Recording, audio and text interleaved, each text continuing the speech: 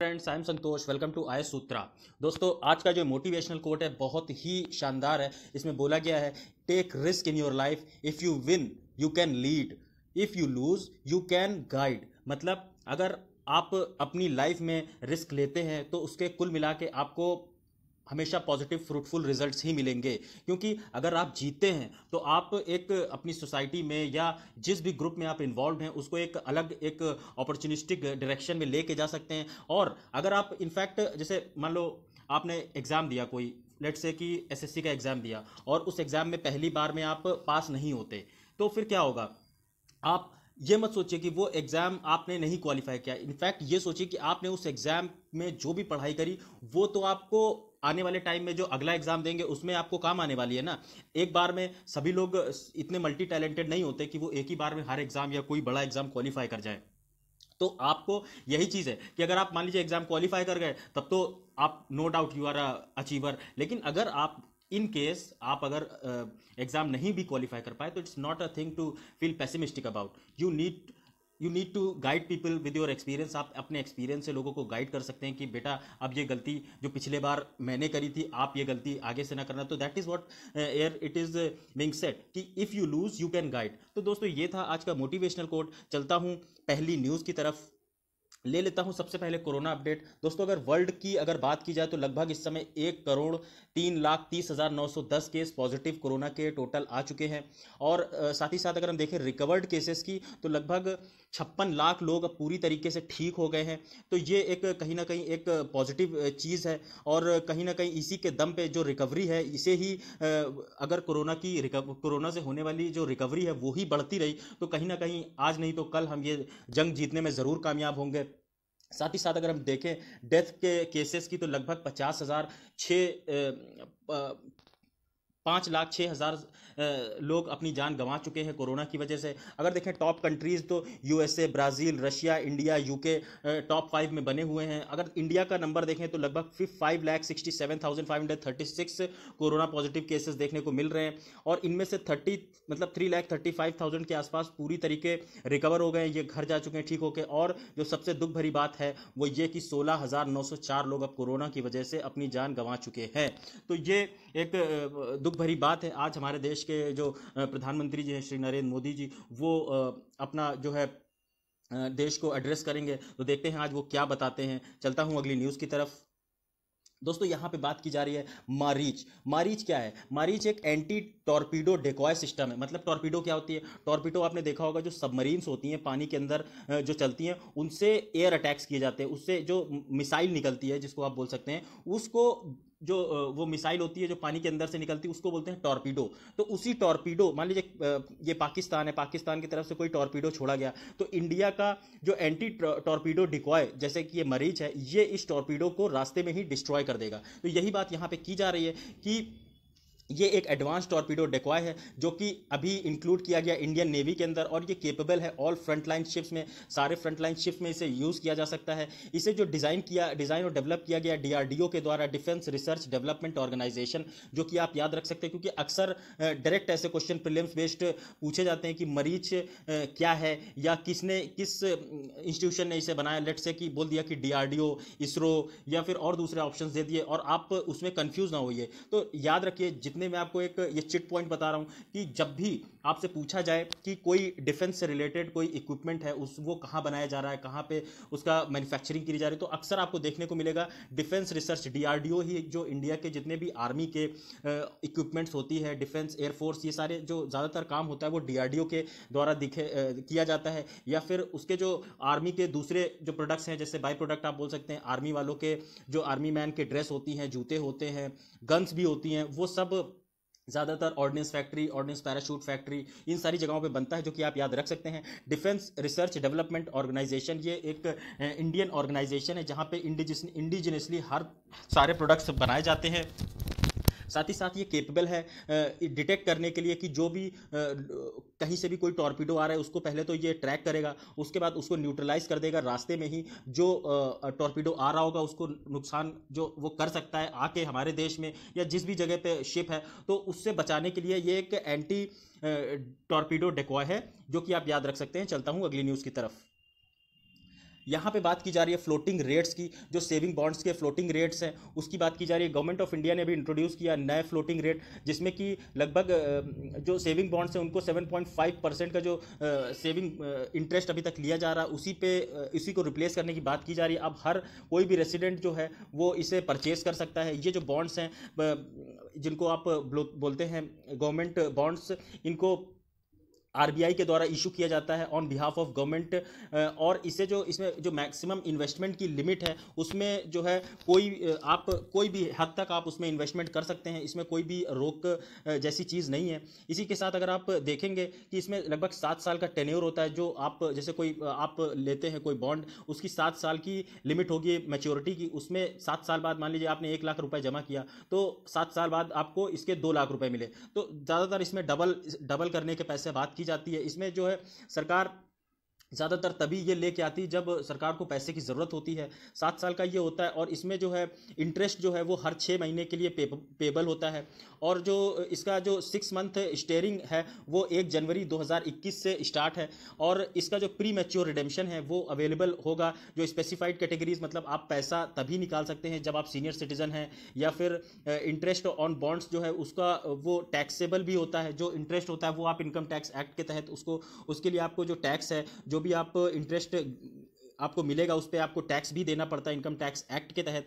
तो ये जो बॉन्ड होते हैं ज़्यादातर ये नॉन ट्रेडेबल बॉन्ड्स होते हैं, और ये जो है एज अ कोलेटरल, मतलब आप लोन लेने जाएं तो लोन में क्या होता है कि अगर आपकी एफडी वगैरह है, आरडी है, तो वहाँ पे आप लोन में ये सारी अपने डॉक्यूमेंट्स रख के लोन अप्लाई कर सकते हैं एज अ कोलेटरल। लेकिन जो ये गवर्नमेंट के सेविंग बॉन्ड्स हैं इनको आप एज अ कोलेटरल यूज़ नहीं कर सकते। तो ये आप याद रख सकते हैं, क्योंकि डायरेक्ट फिर से मैं आपको बता रहा हूँ, ये मैं प्रीलिम्स शॉर्ट न्यूज़ में आपको मैं बताता रहूँगा कि जो भी चीज़ें प्रीलिम्स में कैसे क्वेश्चन घुमा के पूछे जाते हैं वो मैं आपको बताता रहूँगा। तो इसमें यही क्वेश्चन है कि जो इसको collateral as a collateral use कर सकते हैं या नहीं, तो ये सारी चीज़ें आपको ध्यान रखने की ज़रूरत है। चलता हूँ अगली न्यूज़ की तरफ। यहाँ पे बात की जा रही है नेशनल स्टैटिक्स डे की। ये हैं हमारे देश के जो father of Indian statics PC Mahalanobis, जो कि 29 जून 1893 से 28 जून 1972 तक इन्होंने अपनी सेवाएं दी स्टैटिस्टिक्स डिपार्टमेंट के लिए। और हमारे जो मतलब आप बोलते सेकंड 5 ईयर प्लान था उसमें इन्होंने एक बहुत इंस्ट्रूमेंटल रोल प्ले किया। जो सेकंड 5 ईयर प्लान बनाया गया था, इनकी जो है बर्थ एनिवर्सरी सेलिब्रेट की जाती है 29 जून को। इस साल की जो थीम है वो है SDG 3 और SDG 5 पे, यानी सस्टेनेबल डेवलपमेंट गोल 3 और 5, जहाँ पे बात की जाती है ensure health lives and promote wellbeing for all. और सस्टेनेबल डेवलपमेंट 5 में बात की जाती है achievement gender equality and empower all women and rights, women girls. Government जो है इसे सेलिब्रेट करती है जिससे कि पॉपुलराइज किया जा सके use of statistics everyday life में। हर रोज़ अगर आप देखेंगे, आपको सब्जी लेनी है, आपको कोई सामान खरीदना है, तो आपको एक पता होना चाहिए कि कहाँ पे, मान लीजिए 2 रुपये किलो कोई चीज़ है तो उसे आप अगर 1.5 किलो खरीदते हैं तो कितने की है। तो ये सारी चीज़ें स्टैटिस्टिक्स है कि आपको एक ग्राफ जो है उसको वो पता होना चाहिए, जिससे कि आप मार्केट में कोई भी आपको बेवकूफ़ ना बना सके। यही बात बोली जा रही है। पीसी महालनोबिस जो है वो फर्स्ट इंडियन थे, जो कि इंडियन स्टैटिशियन थे जिन्होंने वर्ल्ड रिकॉग्निशन दिलवाया इंडिया को, और वो जाने जाते हैं फादर ऑफ इंडियन स्टैटिक्स, जो कि आप याद रख सकते हैं। चलता हूं अगली न्यूज़ की तरफ। यहाँ पे बात की जा रही है ओजोन पोल्यूशन की। अभी centre of science and environment CSE जिसे बोलते हैं, उसने अपनी रिपोर्ट में बताया है कि जो पोल्यूशन है वो लॉकडाउन पीरियड के अंदर जो पर्टिकुलेट मैटर था और नाइट्रस ऑक्साइड लेवल से वो तो गिर गए, लेकिन जो ओजोन लेयर की जो कंसंट्रेशन थी वो बढ़ती हुई नजर आई, जो कि एक आप बोल सकते हैं कि टेंशन वाली बात है। ओजोन बेसिकली एक प्राइमरली सनी वेदर प्रॉब्लम है, जो कि अक्सर देखने को मिलती है जब देखते हैं आप क्लाउड्स ज़्यादा होते हैं, जब बारिश का मौसम ज़्यादा होता है तब देखने को मिलती है। और ये हाईली वेरिएबल और अलग अलग टाइम पे अलग अलग इसके जो प्रपोर्शंस हैं वो देखने को मिलते हैं। ओजोन जो है वो कोई भी is not directly emitted by any source. Ozone किसी भी सोर्स से डायरेक्टली एमिट नहीं होती है, ये इंपॉर्टेंट चीज़ है जो कि आप याद रख सकते हैं। और ये बेसिकली जो फोटोकेमिकल रिएक्शंस होते हैं जो कि नाइट्रस ऑक्साइड और दूसरे वोलेटाइल ऑर्गेनिक कंपाउंड्स के बीच में होते हैं, उससे बनती हुई ओजोन जिसे आप O3 बोलते हैं वो नज़र आती है। ग्राउंड लेवल जो ओजोन होती है उसकी वजह से अक्सर चेस्ट पेन देखने को मिलता है, कफिंग, खांसी, सांस लेने में जो है तकलीफ, और ये सारी चीज़ें जो है काफ़ी नुकसान पहुंचाती हैं अस्थमा पेशेंट्स को, बच्चों को, और जो अडल्ट होते हैं उनको भी काफ़ी नुकसान देखने को पहुंचता है। स्ट्रेटोस्फेरिक ये जो एक जो लेयर है एटमॉस्फेयर की हमारे ये जो है काफ़ी हद तक ओजोन लेयर को एब्जॉर्ब कर लेती है इसके, और सॉरी यूवी रेस को एब्जॉर्ब कर लेती है, और जो ओजोन है वो उसको कहीं ना कहीं हमारे जो अर्थ में जो ओजोन लेयर है वो बेसिकली काम क्या करती है, वो जो यूवी रेज आ रही होती हैं जो जैसे मान लीजिए, एक मिनट, हाँ, ये हमारा अर्थ सरफेस है, और ये है स्ट्रेटोस्फियर की लेयर, और यहाँ पे है ओजोन लेयर। तो यहाँ से जो सनलाइट आ रही है, ये सनलाइट जब आती है तो क्या करती है, ये जो ओजोन लेयर है इसे फिल्टर आउट कर देती है। इसमें यूवी रेज होती हैं और दूसरी काफ़ी हानिकारक रेज जो होती हैं उसको ये फिल्टर करके एक तरीके से हमारे अर्थ पे भेजती है, जिससे कि हमारे जो जो लोग अर्थ पे रहते हैं उन लोगों को कैंसर, जो स्किन कैंसर है, इन सब चीज़ों से बचाव मिलता है, जो कि आप याद रख सकते हैं। चलता हूँ अगली न्यूज़ की तरफ।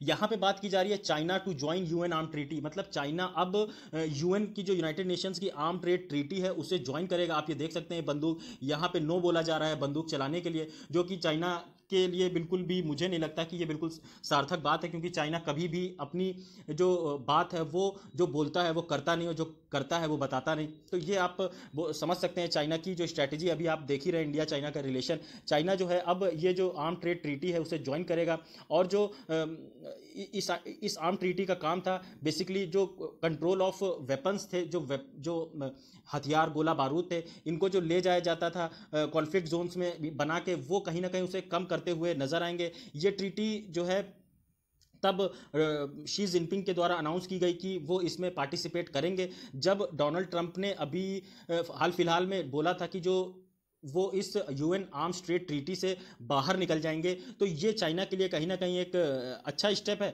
चाइना अपनी एक पूरे वर्ल्ड के अंदर साख बनाना चाहता है कि देखिए यूएस जो काम नहीं कर रहा है वो काम मैं करके दिखा रहा हूँ, और वर्ल्ड में पीस के लिए काम कर रहा हूँ। तो ये सारी चाइना की जो एक धोखाधड़ी वाली चीज़ें ये सारी देखने को आप मिलती हैं टाइम टू टाइम। बेसिकली इस ट्रीटी को फोर्स में लाया गया 2014 के अंदर, और इस ट्रीटी ये जो ट्रीटी है ये बेसिकली रेगुलेट करती है international trade in convectional arms, जो कि मैंने आपको पहले बताया, जैसे बैटल टैंक्स होते हैं, एयरक्राफ्ट, कॉम्बैट एयरक्राफ्ट होते हैं, वॉरशिप्स होते हैं, इन सारी चीज़ों को की खरीद फरोख्त पे रोक लगाने की बात की जाती है इस ट्रीटी में। तो चलता हूँ अगली न्यूज़ की तरफ। यहाँ पे बात की जा रही है शिशु लोन अंडर पीएम मुद्रा योजना। यहाँ पे जो भारत सरकार है, अगर सबसे पहले देखें, अगर आप शिशु लोन बेसिकली वो लोन होता है जो कि भारत सरकार के द्वारा दिया जाता है, जिसमें 50,000 रुपए जो कि स्टार्टअप्स के लिए दिए जाते हैं, जो फर्स्ट टाइम एंटरप्रेन्योर्स होते हैं। लेट से फॉर एग्जांपल कि आपने कोई, मान लीजिए कोई दुकान स्टार्ट कर दी, तो उसके लिए आपके पास पैसा नहीं है, और आपको उस दुकान में माल भरने के लिए, उसका किराया देने के लिए, ये सारी चीज़ों के लिए पैसा चाहिए, तो सरकार आपको 50,000 रुपये तक लोन देगी। उस 50,000 से आप एक अपना स्टार्टअप स्टार्ट करिए, अपनी दुकान स्टार्ट करिए छोटे लेवल पे, उसके बाद उसे आप आगे लेके जाइए। उसके बाद अगर हम देखें किशोर, तो किशोर में क्या होता है, इसमें लगभग 50,000 से लेके 5 लाख तक के जो है इसमें लोन दिया जाता है। इसमें इसे बेसिकली एंटरप्रेन्योर्स और एग्जिस्टिंग बिजनेसमैन जो होते हैं उनको दिया जाता है। यहाँ अगर हम देखें तरुण, तो तरुण जो है वो बेसिकली उन लोगों को दिया जाता है जो कि जिन्हें 5 से 10 लाख रुपए तक की ज़रूरत होती है, और ये बिजनेसमैन और जो अच्छे हाई प्रोफाइल थोड़े से बिजनेसमैन होते हैं उनको दिया जाता है। यूनियन कैबिनेट ने अभी जो है अप्रूवल दिया है कि जो इस स्कीम के जो में लगभग छूट दी जाएगी 2% तक की, मतलब जो भी इसमें आप पैसा लोन का एज अ वापस करते हैं, जैसे आपको किस्त देनी है तो इसमें 2% की आपको रियायत दी जाएगी। ये एक हेल्प है सरकार के द्वारा, प्रधानमंत्री मुद्रा योजना के द्वारा इसे एलिजिबल बोरोवर्स को दिया जाता है शिशु लोन। इस स्कीम को एक्सटेंड किया गया जिससे कि जो 31 मार्च 2020 के जो क्राइटेरिया उसको मीट किया जा सके, और उन्हीं लोगों को ये शिशु लोन दिया जाएगा जिनका कोई भी एनपीए नहीं है, मतलब जो पहले से कहीं पे भी उनका कोई कर्जदारी, जो उनकी बकाया राशि नहीं पड़ी है, उन्हीं लोगों को दिया जाएगा। रिजर्व बैंक की गाइडलाइंस के अनुसार जो है इस स्कीम को ऑपरेशनलाइज किया जाएगा। इंटरेस्ट का जो छूट है वो बताया मैंने, जैसे आपको एनपीए जिनका नहीं है उनको दिया जाएगा। उसके बाद जो ये रीपेमेंट ऑफ लोन्स है, इसको रेगुलर बेसिस पे जो लोग करते आए हैं उनको स्कीम के लिए ज़्यादा प्रेफरेंस दी जाएगी।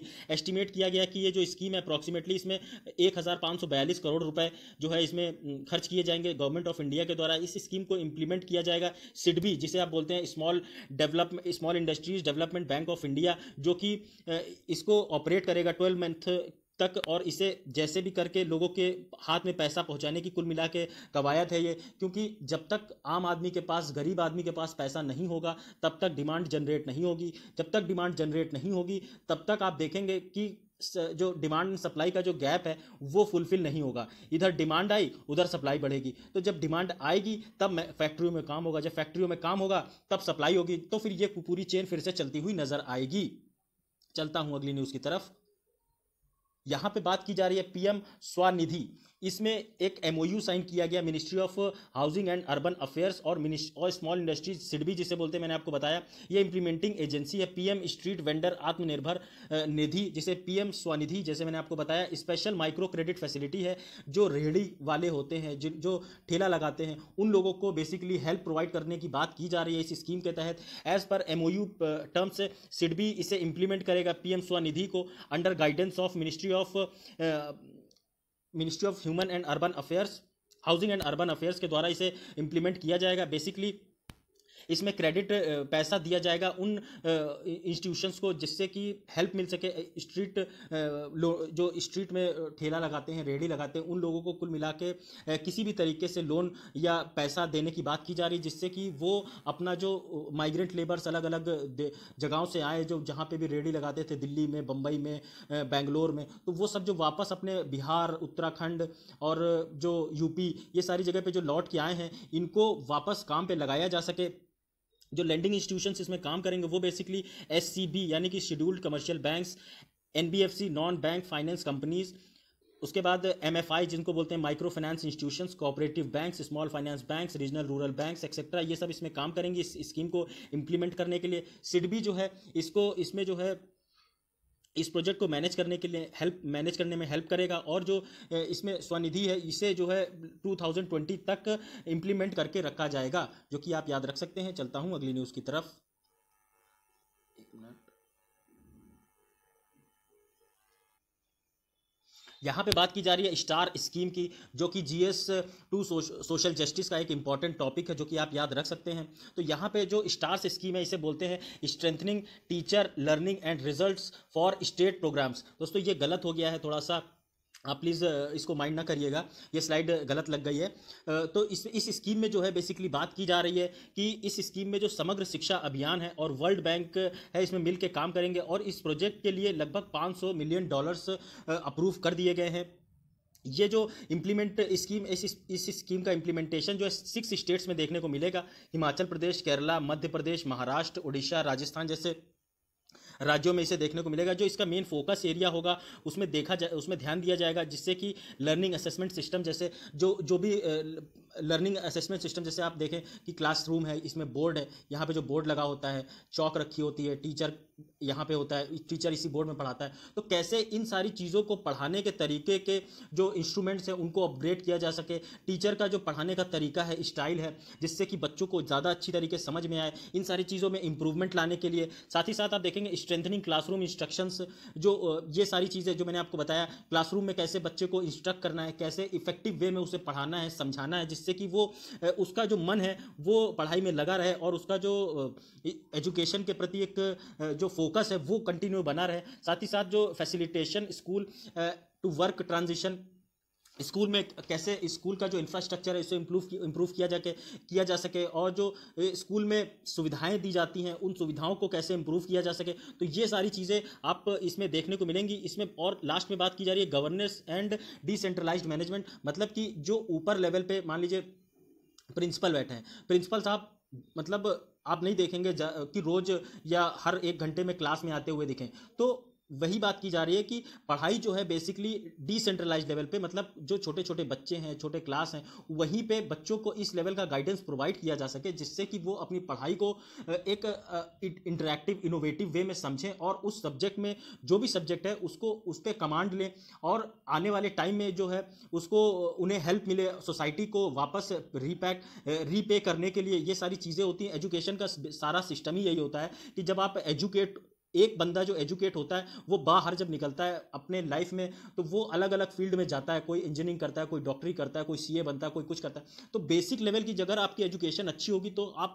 सोसाइटी के हर फील्ड में कहीं ना कहीं आप प्रॉस्पर होते हुए दिखेंगे। तो यही सारी कवायद है यहाँ पे जिसकी बात की जा रही है, इस प्रोग्राम ये भी एड्रेस करेगा जो लर्निंग आउटकम है, जिसमें स्टूडेंट्स को जो जॉब्स प्रोवाइड करी जाएगी। जो जैसे स्टूडेंट्स अभी स्कूल लेवल में हैं, तो स्कूल लेवल में उन्हें स्किल डेवलप, उनके लिए स्किल की सुविधा होती है। मतलब आप जैसे देखेंगे बच्चों को कंप्यूटर सिखा दिया गया, बच्चों को टैली सिखा दी गई, बच्चों को कोई स्पोर्ट्स का कोई ऐसा जैसी क्वालिटी आप देखेंगे जैसे स्पोर्ट्स में ही कुछ कोई मैनेजेरियल स्किल्स सिखा दी गई। तो अलग अलग चीज़ें होती हैं जहाँ पे बच्चों को एम्पावर किया जा सकता है, उनकी नीड्स, उनकी चाहत, उनकी जैसी भी उनकी अटेंशन हो जिस भी फील्ड में, उस हिसाब से उनको एनरिच किया जा सकता है, जिससे कि उन्हें जॉब्स ढूंढने में बिल्कुल भी मुश्किल ना हो। स्टार्स जो है वो स्ट्रेंथन करेगा implementation of local level investment, और टीचरों की जो टीचिंग कैपेसिटी है उसको कहीं ना कहीं इंप्रूव करेगा। साथ ही साथ जो वर्ल्ड बैंक है, वर्ल्ड बैंक ने बोला है कि इस प्रोजेक्ट को जो है वो यूज़ किया जाएगा जिससे कि जो जॉब मार्केट है उसमें कहीं ना कहीं एक इम्प्रूवमेंट देखने को मिले। जो इंडिया में ह्यूज अनएम्प्लॉयमेंट का जो स्टेट है, बहुत ज़्यादा, लगभग 40 साल के बिल्कुल निम्न स्तर पर हमारे जो जॉब हैं वो इस समय आ गए हैं। तो और जब ये लॉकडाउन हो गया तो और बहुत सारे माइग्रेंट लेबर्स की जॉब चली गई। तो सारी कवायद है लोगों को, जो स्टूडेंट्स हैं या लोग हैं, उनको जॉब्स प्रोवाइड कराने की अलग अलग माध्यम से, फिर वो चाहे स्कूल लेवल पे हो या माइग्रेंट जो वापस आए हैं उनके लेवल पे। तो सारी बात सोसाइटी से ही रिलेटेड है, जो कि आप याद रख सकते हैं। यहाँ पे बात की जा रही है समग्र शिक्षा अभियान की। ये एक फ्लैगशिप स्कीम है जो कि एजुकेशन ऑफ इंडिया से रिलेटेड है। इस जो स्कीम में होलिस्टिकली बात की जाती है। जो बच्चे प्री से लेके क्लास 12 तक पढ़ाई करते हैं उनकी एजुकेशन की बात की जाती है। इसमें 3 जो पहले की पुरानी स्कीम है जो जिसमें बोलते हैं सर्व शिक्षा अभियान, राष्ट्रीय माध्यमिक शिक्षा अभियान, टीचर एजुकेशन, ये सारी 3 स्कीमों को मिला के एक स्कीम के अंदर ये समझ सकते हैं आपकी एक एनगल्फ किया गया है, इंटीग्रेट किया गया है। तो जो इसके मेन आउटकम्स होंगे इस स्कीम के, वो बेसिकली होगा universal access, equity, quality promotion, vocationalisation of education, strengthen of teacher education institutions. तो यही सारी चीज़ें मैंने आपको पहले ही बताई। सभी को शिक्षा मिले, सभी को बराबरी से शिक्षा मिले, कोई भेदभाव ना हो पढ़ाई में, सभी को एक कोई भी डिस्क्रिमिनेशन ना फेस करना पड़े। साथ ही साथ आपको देखें जो वोकेशनलाइजेशन है, मतलब जैसे आप देखेंगे बच्चों के अंदर जो बोलने की जो क्षमता होती है, सब बच्चे, कुछ बच्चे होते हैं उनके पास नैसर्गिक प्रतिभा होती है कि वो 4 लोगों के सामने अच्छे से अपनी बात को समझा पाएँ, कह पाएँ। वो उन सारी चीज़ों पे काम करना एजुकेशन की। उसके बाद जो सबसे बड़ी चीज़ होगी टीचर्स की जो एजुकेशन स्किल्स हैं, जो उनके पढ़ाने का तरीका, उसमें इंप्रूवमेंट लाने की बात की जा रही है। इसमें यहाँ पे आप देख सकते हैं इसमें ग्रीन एनर्जी सॉल्यूशंस की बात की जा रही है, जो कि आप इस स्लाइड में देख सकते हैं। अभी अगर देखें तो आईआईटी मद्रास ने जो यूनिवर्सिटी ऑफ कोलोग्ने जर्मनी के अंदर है, उसके साथ एक नया मेथड अडॉप्ट किया जिसमें जो है हाइड्रोजन को प्रोड्यूस किया जाएगा बिल्कुल मिनिमम कार्बन के एमिशन से, मतलब कार्बन डाइऑक्साइड का एमिशन बिल्कुल कम देखने को मिलेगा। और इसको जो है as a green energy solution use किया जाएगा हाइड्रोजन को। तो वैसे भी अक्सर आपने देखा होगा यूरोपियन यूनियन और जो यूरोपियन कंट्रीज़ है वहाँ पे अक्सर हाइड्रोजन एज अ फ्यूल देखने की बात की जाती है, क्योंकि अक्सर वहाँ पे हाइड्रोजन से चलने वाली गाड़ियाँ और ये सारी चीज़ों की बात की जाती है, जिससे कि कुल मिला के जो पोल्यूशन लेवल है उसको नीचे लाया जा सके।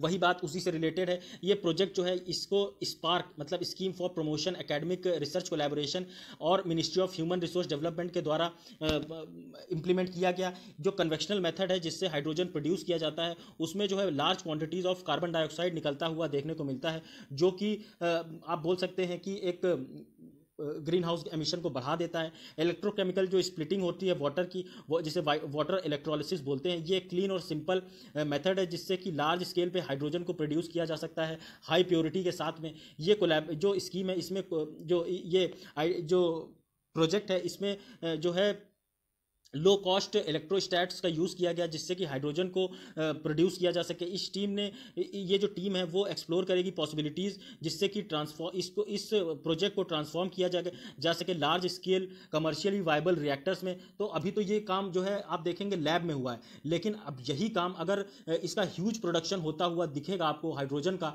तो ये कहीं ना कहीं एक as an efficient energy source बनेगा। और कल को जब इसी से कारें, इसी से इंडस्ट्रीज चलेंगी, तो कहीं ना कहीं आप देखेंगे देखेंगे हाइड्रोजन के जो बाय प्रोडक्ट जब ये जलता है तो इसका बाय प्रोडक्ट होता है वाटर, यानी कि H2O। तो इसमें कुल मिला के कोई भी एटमॉस्फेयर में नुकसान नहीं होगा। तो सबसे अच्छी चीज़ इसकी यही है कि बिना किसी नुकसान के हमें एनर्जी मिलेगी। अगर आप देखें पेट्रोल, डीजल, जो एयर फ्यूल प्रोडक्ट्स होते हैं, ये जब जलते हैं तो बहुत ह्यूज लेवल में carbon monoxide, nitrous oxide, sulphur oxide, carbon dioxide, carbon monoxide, sulphur dioxide, ये सारी जो गैस हैं वो छोड़ते हैं। तो ये जो है हमारे एनवायरनमेंट के लिए बहुत ही ज़्यादा नुकसानदायक होती है, जो कि आप याद रख सकते हैं। उसके बाद अगर हम देखें जो हाइड्रोजन है, ये इंपॉर्टेंट एप्लीकेशन है एक, जो इसका ये जनरेट करेगी renewable electricity fuel cell car, जो कि मैंने आपको पहले ही बताया है। यहाँ पे थोड़ा सा देख लेते हैं स्पार्क के बारे में। स्पार्क जो है ये स्कीम, ये एक इनिशिएटिव है ministry of human resource development का, जिससे कि प्रोवाइड किया जा सके इंडिया के रिसर्च इकोसिस्टम और हायर एजुकेशनल इंस्टीट्यूशंस को कोलैबोरेट किया जा सके इंडियन इंस्टीट्यूशंस और बेस्ट इंस्टीट्यूशंस ऑफ वर्ल्ड। मतलब इंडिया के जो टॉप लेवल के कॉलेज है जैसे IIT, IISc, ये सारे जो है जो टॉप लेवल वर्ल्ड के कॉलेज हैं जैसे हार्वर्ड, ऑक्सफोर्ड, और जैसे आपने देखा कोलोन जर्मनी का, ये सारे जो बढ़िया जो वर्ल्ड के टॉप लेवल कॉलेज हैं, इनके साथ इसको एक कोलैबोरेशन देखने को मिले। और जब ये साथ मिलके करेंगे तो एक नई लेवल का इनोवेशन देखने को मिलेगा। यही इनिशिएटिव है इस ministry of human resource development का जो मोटो वो इसमें यही दिख रहा है। IIT खड़गपुर जो है एक नेशनल कोऑर्डिनेटिंग इंस्टीट्यूट है जो कि इंप्लीमेंट करती है इस स्कीम को। ये जो स्कीम है, this scheme focuses on 5 thrust areas जो होते हैं, जहाँ पे सबसे बेसिकली ये स्कीम काम करेगी। वो सबसे पहले फंडामेंटल रिसर्च। अगर आप देखें वर्ल्ड में सबसे ज़्यादा जो रिसर्च एंड डेवलपमेंट पे पैसा खर्च करा जाता है वो है चाइना, उसके बाद US, उसके बाद यूरोपियन यूनियन। इंडिया उन देशों में है जहाँ पे रिसर्च एंड डेवलपमेंट में सबसे वर्ल्ड में कम पैसा खर्च किया जाता है। तो ये चीज़ कहीं ना कहीं एक इंडिया के बिल्कुल आप बोल सकते हैं कि फेवर में नहीं जाती। और रिसर्च एंड डेवलपमेंट में जब पैसा आएगा, जब लोग ज़्यादा से ज़्यादा साइंटिस्ट निकल के आएंगे, ज़्यादा से ज़्यादा इनोवेशन होंगे हमारे देश में, तो कहीं ना कहीं ये सारे इनिशिएटिव में एक बल मिलता है। एक जो हमारा देश है प्राउड फील करता है, अलग अलग बड़े बड़े अवार्ड्स में हमारा देश रिप्रेजेंट किया जाता है। तो आप देख सकते हैं दूसरे पॉइंट में एमरजेंट एरियाज ऑफ इम्पैक्ट, यहाँ पे बात की जा रही है। इसी में कन्वर्जेंस, एक्शन ओरिएंटेड रिसर्च और इनोवेशन ड्रिवन सारी बात है। आप जो समझ सकते हैं कि कैसे हमारा जो रिसर्च एंड डेवलपमेंट सेक्टर है उस पूरे इंफ्रास्ट्रक्चर को इंप्रूव किया जाए, वही बात इसमें बोली जा रही है, जो कि आप समझ सकते हैं। चलता हूँ अगली न्यूज़ की तरफ। यहाँ पे जो है आप देख सकते हैं पैंडेमिक एंड एजुकेशन, जो कि GS2 सोशल जस्टिस का एक टॉपिक है। सबसे पहले अगर आप देखें अभी जब से लॉकडाउन हमारे देश में लगा हुआ है, तब से अगर आप देखें जो एजुकेशन सिस्टम्स हैं ऑल ओवर द वर्ल्ड, वो सबसे ज़्यादा इफेक्ट हुए हैं कोविड-19 के लॉकडाउन की वजह से। सारे स्कूल, सारे कॉलेज, सारे यूनिवर्सिटी, सारे एजुकेशन इंस्टीट्यूशंस बंद हैं। इस वजह से जो बच्चे हैं वो बेचारे घर पे पड़े हुए हैं, घर पे पढ़ाई कर रहे हैं, 24 घंटे मोबाइल में घुसे हुए हैं, आंखें फोड़ रहे हैं अपनी। तो ये सारी चीज़ें अभी जो है इसी वजह से और बहुत सारे जो है साइड इफ़ेक्ट्स भी देखने को मिल रहे हैं। जैसे कि आप देखेंगे जो वुमेन क्राइम है वो बढ़ रहा है, जो घर पे महिलाओं के प्रति अत्याचार है उसमें बढ़ोतरी देखी जा रही है, लोग ज़्यादा सुसाइड कर रहे हैं, स्ट्रेस में ज़्यादा आ गए। तो ये सभी लोग के ऊपर साइड इफेक्ट देखने को मिल रहा है। लेकिन जो एजुकेशनल इंस्टीट्यूशंस हैं अगर आप देखें तो ये जो है इन्होंने अब अपने आप को इसका एक ऑल्टरनेट ढूंढ के अब ऑनलाइन एजुकेशन में ये उतर आए हैं। स्कूल्स हों, कॉलेजेस हों, रिसर्च इंस्टीट्यूशंस हों, ये सारे जो है अब ऑनलाइन एजुकेशन दे रहे हैं बच्चों को। यहाँ पे आप देख सकते हैं अगर जो प्रॉब्लम्स ऑफ ऑनलाइन एजुकेशन में क्या क्या प्रॉब्लम है। अगर फॉर एग्जांपल आप छोटे होंगे, आप स्कूल जाते होंगे, स्कूल जाते थे, वहाँ पे सबसे पहले प्रेयर होती थी, प्रेयर होने के बाद आप क्लास में जाते थे, 0 पीरियड होता था, यहाँ पे अलग एक्टिविटीज़ होती थी, उसके बाद फर्स्ट पीरियड यहाँ पे पढ़ाई होती थी, सेकंड पीरियड, थर्ड पीरियड, बीच बीच में आप टॉयलेट जाते थे, उसके बाद लंच हो जाता था, यहाँ पे आप क्रिकेट खेल लेते थे, उसके बाद एक स्पोर्ट्स पीरियड होता था, यहाँ पे आप खेल लेते थे, उसके बाद एक लास्ट पीरियड, उसके बाद छुट्टी हो जाती थी। तो ये सारी जो पूरी चेन थी, इस सारी चेन में आप अलग अलग फिजिकल एक्टिविटीज़ में इन्वॉल्व होते थे। लेकिन क्या ये सारी चीज़ें आपको इसमें ऑनलाइन एजुकेशन में देखने को मिलेंगी? घर पे बैठे हुए हैं, पूरा दिन लैपटॉप में बैठे हुए हैं, पूरे दिन लैपटॉप में पढ़ रहे हैं, कर रहे हैं, काम कर रहे हैं, लेकिन कहीं ना कहीं जो फिजिकल एक्टिविटी थी, जिससे एक आपका एक आप बोल सकते हैं जो आप इसे क्या बोलते हैं, मेरे को वर्ड नहीं याद आ रहा है, जो इसे बोलते हैं एक्स्ट्रा को करिकुलर एक्टिविटीज़। ये एक्टिविटीज़ जो हैं इनमें इंप्रूवमेंट आता है। मान लीजिए कोई बच्चा है, उसे डांस में इंटरेस्ट है, किसी को सिंगिंग में इंटरेस्ट है, किसी को या किसी को खेल में इंटरेस्ट है, या किसी को किसी और चीज़ में इंटरेस्ट है। तो ये सारी जो प्रतिभाएं हैं, वो सारी प्रतिभाएं आप जब स्कूल जाएंगे या स्कूल जाते हैं तभी निकल के आती हैं। तो यही बात यहाँ पे की जा रही है कि जो प्रॉब्लम है ऑनलाइन एजुकेशन की, सबसे पहले जो लैब का काम होता है, वो सारी जो उससे रिलेटेड चीज़ें होती हैं, जैसे आप देखें रिसर्च एंड डेवलपमेंट के लिए लैब्स में अलग अलग चीज़ें होती हैं जहाँ पे अलग अलग साइंटिस्ट अलग अलग लेवल पे काम करते हैं। तो वो साइंटिस्ट क्या ऑनलाइन वैसे ही रिसर्च कर सकते हैं? बिल्कुल कतई नहीं कर सकते। तो वही बात यहाँ पे की जा रही है कि जो लैब रिलेटेड कोर्स हैं उनके लिए प्रैक्टिकल कंपोनेंट्स बहुत ज़्यादा ज़रूरी हैं, कि जब तक वो लैब में जाके दो केमिकल को मिलाएंगे नहीं, तब तक उन्हें पता नहीं चलेगा तीसरा केमिकल कैसा बन रहा है, क्या एनर्जी उससे निकल रही है, क्या पानी निकल रहा है, क्या उससे हार्मफुल गैसेज निकल रही हैं, या क्या उसके अच्छी चीज़ें निकल रही हैं, पॉजिटिव आउटकम्स क्या। ये सारे एंगल जो है वो तभी आप देखेंगे जब प्रैक्टिकली उस चीज़ को एक्सपीरियंस करेंगे। तो यही बात यहाँ पे बोली जा रही है। जो हाई लेवल डिजिटल डिवाइड है, जहाँ पे जो कनेक्टिविटी है, हार्डवेयर एक्सेस है, इलेक्ट्रिसिटी है, जो डेवलपिंग कंट्रीज़ जैसे कि इंडिया के अंदर आप देखें गांव का जो क्षेत्र है इंडिया के अंदर, जैसे कि आप देखेंगे गांव में बहुत सारे आज की डेट में इंडिया में ऐसे गांव हैं जहाँ पे इलेक्ट्रिसिटी की प्रॉब्लम है, इंटरनेट नहीं है, जहाँ पे प्रॉपर किसी के पास डिजिटल फ़ोन नहीं है, किसी के पास स्मार्टफोन नहीं है, तो वो कैसे पढ़ेंगे? तो यही यहाँ पे बताया जा रहा है कि जो डिजिटल डिवाइड है इसे इसे जो है कहीं ना कहीं पाटने की ज़रूरत है। जो शहरों में बच्चे रह रहे हैं उनको तो सुविधा मिल रही है, लेकिन गांव में जो बच्चे रह रहे हैं उनको सुविधा नहीं मिल रही है।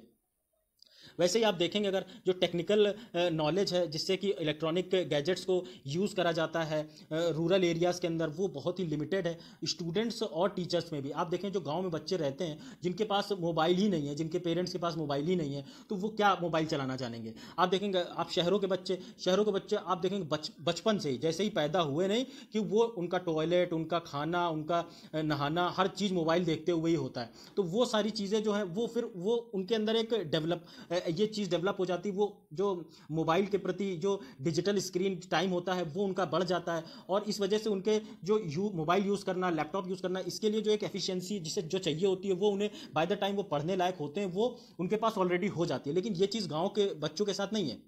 वो तो गांव में मिट्टी में खेल रहे हैं, खेतों में घूम रहे हैं, नहा रहे हैं, ये सब गंदी मतलब अब ये फिजिकल एक्टिविटीज़ में ज़्यादा इन्वॉल्व रहते हैं, तो वो इन सब चीज़ों को जल्दी नहीं समझ पाएंगे, जल्दी नहीं अडेप्ट कर पाएंगे। वहीं अगर आप देखें जो टीचर्स हैं, गांव के टीचर्स भी हैं, मान लीजिए कोई टीचर है अगर गांव में पढ़ा रहा है तो वो मैक्सिमम हम अगर देखेंगे 50 किलोमीटर दूर या 60 किलोमीटर दूर से भी आ रहा है, तो गाँव से शहर आने जाने के बीच में ये जो टाइम होता है, इसमें आप देखेंगे ज़्यादातर टीचर प्रेफर करते हैं गाँव के जहाँ पे भी वो पढ़ाते हैं उसके नज़दीक ही रहना पसंद करते हैं। तो जो रूरल एरियाज़ के जो टीचर्स होते हैं वो भी टेक्नोलॉजी इतने टेक्नोक्रेट नहीं होते, इतनी टेक्नोलॉजी के प्रति उनका रुझान नहीं होता कि वो उस टेक्नोलॉजी जो अभी आ रही है ऑनलाइन एजुकेशन के लिए उसको इतनी जल्दी अडेप्ट कर पाएं। यही बात यहाँ पे इस पॉइंट में बोली गई है, जो कि आप समझ सकते हैं। जो रिसर्च एक्टिविटीज़ होती हैं जिससे कि जो पर्सनल इंटरेक्शन देखने को मिलता है साइंटिस्ट के और जो दूसरे रिसर्च लॉरेट्स होते हैं उनके बीच में। अब जो यही चीज़ मैंने आपको समझाई कि जो काम प्रैक्टिकल लैब का है वो काम घर पे नहीं किया जा सकता, वो काम ऑनलाइन नहीं, it is not at all possible to do online. साथ ही साथ अगर देखेंगे जो रिडक्शन है वो देखने को मिलेगी फंडिंग में, जो रिसर्च एंड वर्क है उसके अंदर, इस वजह से क्योंकि अब जब लोग बाहर निकलेंगे ही नहीं ज़्यादा तो जो उसका उस पर रिसर्च एंड डेवलपमेंट में पैसा खर्च करा जाता है वो कम होता हुआ नजर आएगा। उसके बाद मेंटेनेंस ऑफ रिसर्च इंफ्रास्ट्रक्चर जो है वो भी कोलैप्स करेगी अगर इकॉनमी हमारी ज़्यादा गड्ढे में जाती है। तो यहाँ पे देख लेते हैं कुछ वे फॉरवर्ड जो आगे क्या क्या कुछ किया जा सकता है हमारे देश की सरकार गवर्नमेंट ऑफ इंडिया के द्वारा।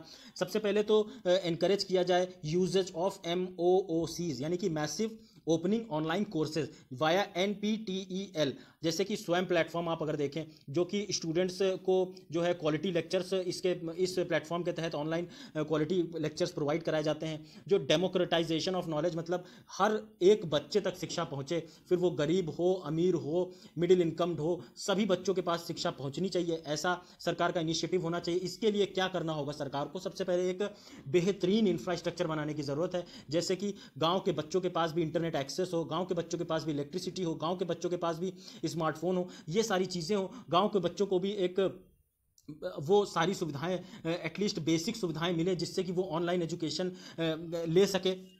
वही बात यहाँ पे बोली जा रही है, जिससे कि जो डिजिटल, जैसे कि आप देखें डिजिटल टूल्स होते हैं, आर्टिफिशियल इंटेलिजेंस, ये सारी जो टूल्स हैं इनको यूटिलाइज किया जा सकता है, जिससे कि गांव के बच्चों तक, हर गांव के बच्चे तक शिक्षा पहुंचाई जा सके। अगर आप देखें आर्टिफिशियल इंटेलिजेंस का बहुत बड़ा यूज़ हो सकता है। लेट्स से कि गांव में एक क्लास है, स्कूल है, जहाँ पे बहुत सारे बच्चे पढ़ते थे। अब वहीं पे अगर एक बड़ी सी एलसीडी लगा दी जाए और इस स्कूल को एक सेंट्रल, यहाँ पे शहर में बैठा हुआ टीचर वो यहाँ पे ऑपरेट करे, और ये अलग अलग, मतलब अलग अलग स्कूल में ये आपको स्क्रीन देखने को मिले, तो बच्चे जो हैं वो एक जगह बैठ के सोशल डिस्टेंसिंग मेंटेन करते हुए ये है इससे पढ़ पाएंगे। और यहाँ पे जो टीचर होंगे पढ़ाने वाले, वो अपने अपने सब्जेक्ट्स के बिल्कुल मास्टर हो। जैसे सोशल साइंस हो गया, तो सोशल साइंस का जो बढ़िया टीचर है वो यहाँ से पढ़ाए, जिससे कि एक ही बार में सारे बच्चों को अच्छे से वो चीज़ समझ में आ जाए, ये इंश्योर करें। तो ये सारी आर्टिफिशियल इंटेलिजेंस को आपको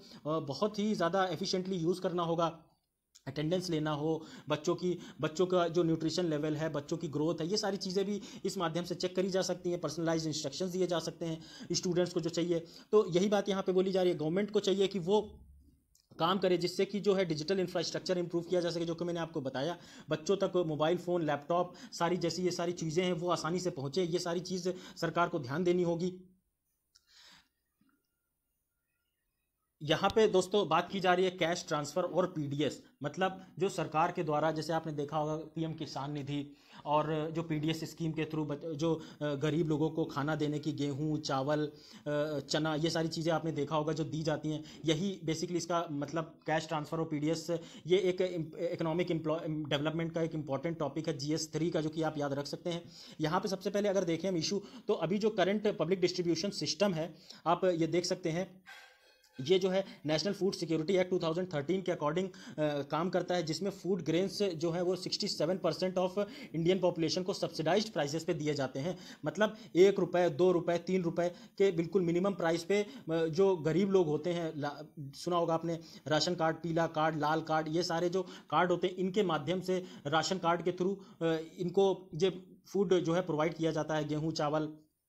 पीडीएस जो है ये एक इफेक्टिव टूल है जिससे कि एलिमिनेट किया जा सके हंगर क्राइसिस को, जो भुखमरी है उसको कहीं ना कहीं इसे एड्रेस करने के लिए एक बहुत ही शानदार स्कीम है। और अभी जब ये कोविड-19 की क्राइसिस चल रही है तो इसमें ये और भी ज़्यादा मददगार सिद्ध हो सकती है। अगर रिसेंट सर्वे के हम रिपोर्ट देखें तो लॉकडाउन के समय लगभग 89% ग्रामीण क्षेत्रों में और 69% शहरी क्षेत्रों में लोगों को फूड ग्रेन्स प्रोवाइड कराए गए गवर्नमेंट शॉप्स के द्वारा। राशन कार्ड, राशन के जो राशन की दुकानें होती वहाँ इनको उसके थ्रू प्रोवाइड किया गया, और लगभग 30% लोग ही ये चीज़ जो है, अगर आप देखें तो जनधन का जो जिसे बोला गया कि लोगों के खाते में डायरेक्ट पैसा डाला जाएगा, जिसमें आप बोल सकते हैं विधवा पेंशन, गरीबी वाली पेंशन, और जो अलग अलग पेंशन्स होती हैं उनके थ्रू, जो किसानों के लिए पीएम किसान निधि, ये सारे के थ्रू सिर्फ 30% पैसा डाला गया। लेकिन अगर वहीं आप पीडीएस के देखें तो ये जो कंपैरिजन है ये एक वाइड देखने को मिलता है, 89% पीडीएस में और 30% जो है कैश ट्रांसफर में। तो ये कहीं ना कहीं एक टेंशन की चीज़ है जो कि कहीं ना कहीं बैलेंस करना चाहिए सरकार को, क्योंकि अब आप अगर किसी को सिर्फ गेहूँ, चावल या फिर दाल दे के ही तो काम नहीं चल सकता ना। अगर उनके पास काम नहीं है, पैसा नहीं है, तो आप जब उनको पैसा देंगे तभी वो तेल लाएंगे, तभी वो उनके पास गैस होगी, तभी उनके पास लकड़ी होगी, जला के उस गेहूं को पिसाने के लिए पैसा खर्च होगा, वो तेल, उसमें तेल में खर्च होगा, सब्जी बनाने के लिए नमक लाना होगा, शक्कर। ये सारी चीज़ें जो है इंटरडिपेंडेंट है, कैश ट्रांसफ़र और पीडीएस, जो कि आप याद रख सकते हैं।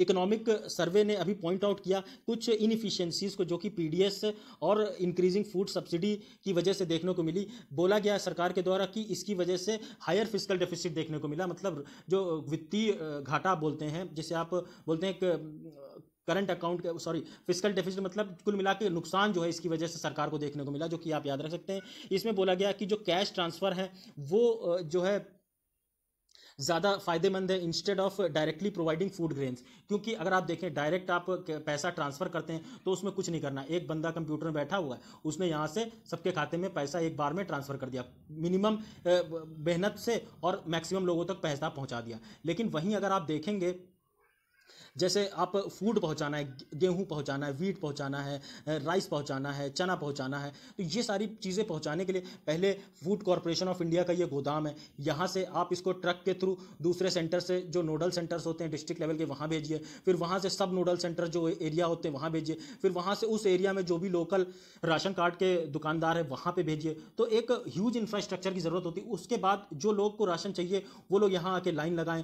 तो ये एक लेंदी और मतलब ह्यूज प्रोसेस है जहाँ पे पैसा भी खर्च होता है और जो लोगों को इसमें काफ़ी परेशानी भी होती है। लेकिन कहीं ना कहीं आप ये तो इसका जो हो गया, आप बोल सकते हैं कि पेसिमिस्टिक साइड, लेकिन इसका ऑप्टिमिस्टिक साइड ये है कि लोगों को फ़र्क नहीं पड़ता कि जब उनको कम पैसे में खाना मिलता है तो उन्हें फ़र्क नहीं पड़ता कि वो कितनी भी लंबी उन्हें लाइन लगानी पड़े, कितनी भी लंबी उन्हें लाइन में खड़े, कितनी देर खड़ा रहने पर, वो फ़र्क नहीं पड़ता। तो हर चीज़ के अपने प्रोज और कॉन्स हैं जो कि आप याद रख सकते हैं। यहाँ पे अगर हम देखें बेनिफिट ऑफ कैश ट्रांसफ़र के अगर बेनिफिट हम देखें तो ये जो है, जो गांव में जो लोग रहते हैं उनकी बेटर डाइट से अच्छी डाइट उनको इंश्योर करता है, क्योंकि जो फूड ग्रेन्स उन्हें मिलते हैं वो तब ज़्यादा फ़ायदेमंद हो जाते हैं। जैसे अगर फूड ग्रेन चावल मिल गया, अगर चावल के साथ ही उन्हें ये जो कैश ट्रांसफ़र मिला, इसी से उन्होंने इस चावल के साथ दूध मिला दिया तो उनकी जो न्यूट्रिशनल नीड है वो पूरी हो गई। तो ये सारी चीज़ें इंटरडिपेंडेंट है, जैसा मैंने आपको पहले भी बताया कि अच्छी बेटर डाइट, अच्छा न्यूट्रिशन देखने को मिलता है। इससे जो है फिजिकल डेफिसिट जो है कम हो जाता है, जो कि मैंने आपको बताया। फूड सब्सिडी बिल जो गवर्नमेंट का होता है वो इससे कम होता है। जो अभी अगर हम देखें एफसीआई का जो करंट जो आउटस्टैंडिंग लोन है वो है 2.5 लाख करोड़। इसलिए जो एफसीआई अक्सर बोलती है सरकार से कि वो ज़्यादा सरकार से बोलती है कि वो ज़्यादा पैसा, ज़्यादा गेहूं या ज़्यादा चावल या ये सारी चीज़ें ज़्यादा ना बांटें, क्योंकि इससे जो है सरकार को नुकसान होता है। कैश ट्रांसफ़र जो है अच्छे रिजल्ट्स प्रोवाइड करता है, जिससे कि जो मैटरनल डेथ है उसको कम करने में हेल्प मिलती है। उसके बाद जो लाइवलीहुड सपोर्ट है वो जो ओल्ड एज लोग होते हैं, बूढ़े लोग होते हैं, विडो होते हैं, जो विकलांग दिव्यांग लोग होते हैं, उनकी लाइफ में एक पॉजिटिव चीज़ देखने को मिलती है, उनकी लाइफ में कहीं ना कहीं एक इम्प्रूवमेंट आता है। तो दोस्तों अगर यहाँ पे हम देखें बेनिफिट्स ऑफ पीडीएस, तो पीडीएस के अपने बेनिफिट्स हैं पब्लिक डिस्ट्रीब्यूशन सिस्टम के। ये एक जो है फाइनेंशियल मेस है एफसीआई, जिसे आप बोलते हैं फाइनेंशियल मेस है फूड कॉरपोरेशन ऑफ इंडिया का, जो कि मैनेज किया जाता है और ये ह्यूज लेवल पे सब्सिडाइज्ड फूड प्रोवाइड करता है गांव के, ग्रामीण क्षेत्रों के, शहरों के लोगों को गेहूं, चावल, ये सारी चीज़ें बिल्कुल सब्सिडाइज्ड रेट पे। और अगर आप देखेंगे तो इसकी जो ऑफ बजट बोरोइंग है फूड सब्सिडी की वो है 0.3 से 0.59% ऑफ जीडीपी। लेकिन अगर देखें प्रायर टू पीडीएस तो ये 0.8 से 0.85% ऑफ जीडीपी था, जो कि एक चीज़ है जो आप याद रख सकते हैं।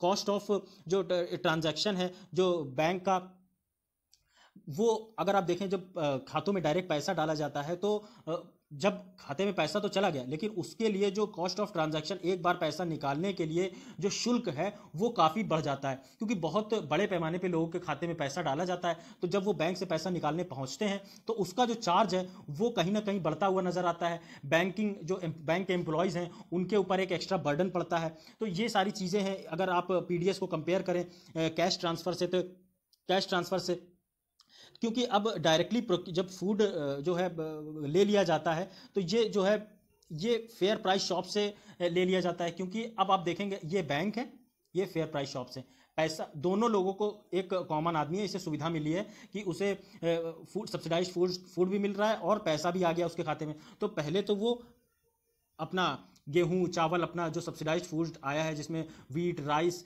ये सब चीज़ें वो लेने पहुंचेगा, उसके बाद वो बैंक पहुंचेगा। लेकिन प्रॉब्लम क्या है कि हमारे देश में बैंकें कम हैं, राशन की दुकानें ज़्यादा हैं। तो वो जो ये राशन की जो इंफ्रास्ट्रक्चर है, फूड प्रोवाइड करने का जो इंफ्रास्ट्रक्चर है सरकार का, ये it is far better than this banking solution. मतलब सरकार को ज़्यादा फायदा होता है कि वो डायरेक्ट लोगों को सब्सिडाइज्ड फूड प्रोवाइड कराएं, ना कि बैंकों में खाते में पैसा लोगों के डाले, जो कि वो जाके भीड़ लगाएं बैंक के अंदर और बैंक के लोगों के लिए एक एडिशनल बर्डन क्रिएट करें। तो यही बात यहाँ पे बोली जा रही है कि इंडिया में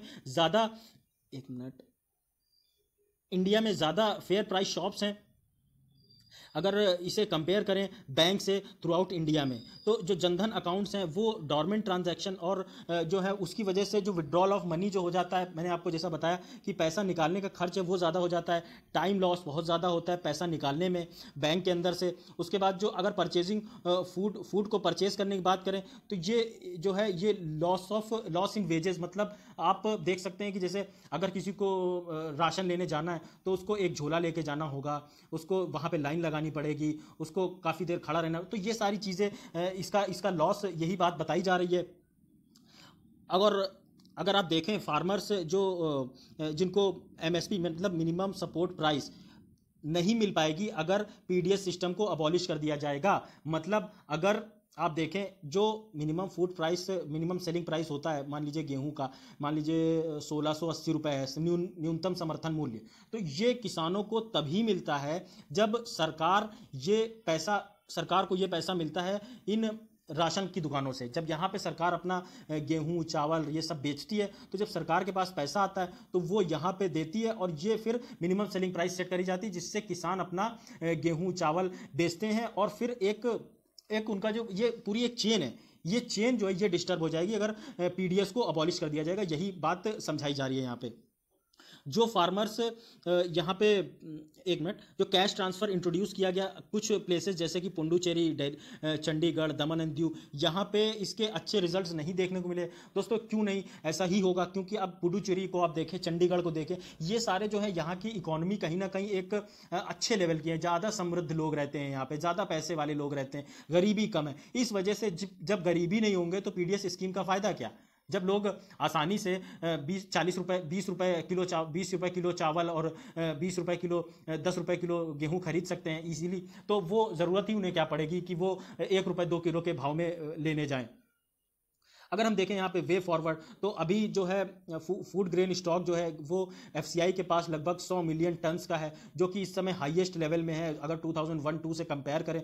गवर्नमेंट को चाहिए कि वो इसे यूनिवर्सलाइज करे पीडीएस सिस्टम को, और जो लीकेजेस हैं उनको एलिमिनेट करें। पैंडेमिक जो है इसकी वजह से बहुत ज़्यादा लोग जो है अब उनकी जॉब जा चुकी है, स्पेशली माइग्रेंट्स की। पीडीएस जो है एक इफेक्टिव टूल की तरह काम कर सकता है जिससे कि भुखमरी पे काबू पाया जा सके। साथ ही साथ और जो दूसरी प्रॉब्लम्स हैं उन सबको टैकल करने में ये हेल्प करेगा पीडीएस। दोस्तों यही था आज के लेक्चर में। अगर आपको मेरा ये लेक्चर पसंद आया तो प्लीज़ लाइक करना, कमेंट करना, शेयर, सब्सक्राइब करना बिल्कुल मत भूलिए। और साथ ही साथ अगर आपको लेक्चर में कोई भी मेरे समझाने में कमी नज़र आती है, आपको लगता है कोई चीज़ मैंने कम समझाई या फिर मुझे उस पर और ध्यान देना चाहिए, तो प्लीज़ आप कमेंट सेक्शन में ज़रूर बताइए जो मैं आगे इम्प्रूव कर सकूं। Thank you guys.